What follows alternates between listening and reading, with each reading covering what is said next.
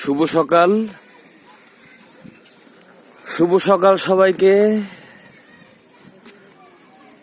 আজ সারা রাত ছিলাম সুন্দর পরিবেশে, পাহাড়ি এরিয়া। বন্ধুর আমন্ত্রণে তার পাহাড়ি ঘরে আমার রাত্রি যাপন আজ।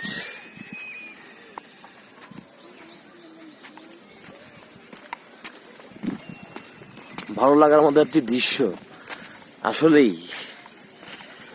Water present surprise.